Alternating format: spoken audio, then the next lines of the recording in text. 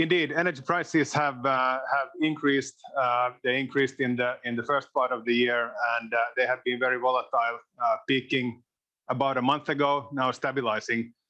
The third quarter and the cumulative 9 months, as well as the last 12 months, have been indeed good for us. Over the last 12 months, we reached an EBITDA of 3.6 billion. Balance sheet net debt to EBITDA is now well inside our target at 0.6 times. So we are pleased with our segment's performance, and we are very pleased with how our strategy implementation is going.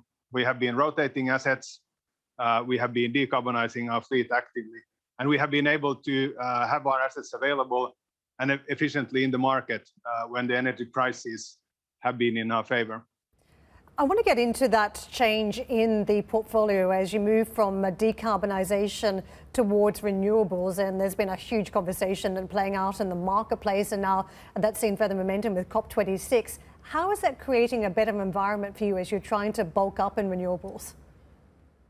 We are already actually the third largest CO2-free electricity producer in Europe, and one of the largest gas suppliers. So we are actually in a very good position to take advantage of the energy transition. Our strategy is fully in line with the Paris Agreement, and we are actually even more ambitious with our European fleet targeting net zero by 2035.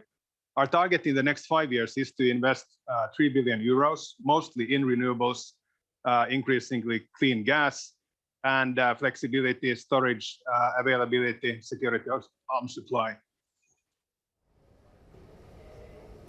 Markus, very good to speak to you. I'm here at the obviously COP26 in Glasgow, and I've been disappointed by a lot of what I've heard from governments, and I'm hoping for a lot of progress in the next 24, maybe 48 hours as well. But do you think corporations, I mean, you talked about what Fortum's doing, do you think corporations can move ahead now regardless of what is decided at a sovereign government level? Corporations are definitely moving ahead, making their net zero pledges with many companies with clearly faster timetables than what the national regulation is. So companies have been moving ahead. I'm pleased to see what's being said around COP26, both from the G20, the pledge is to actually reach the max 1.5 degree warming. I've been pleased to see what Brazil, India, China, US all have.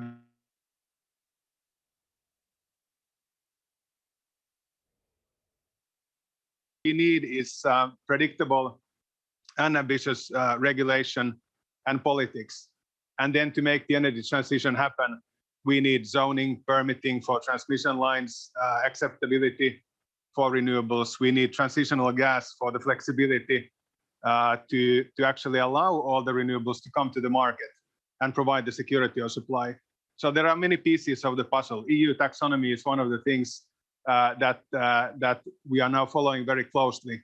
And in that taxonomy, we would need nuclear and transitional gas to be part of it to make the energy transition happen.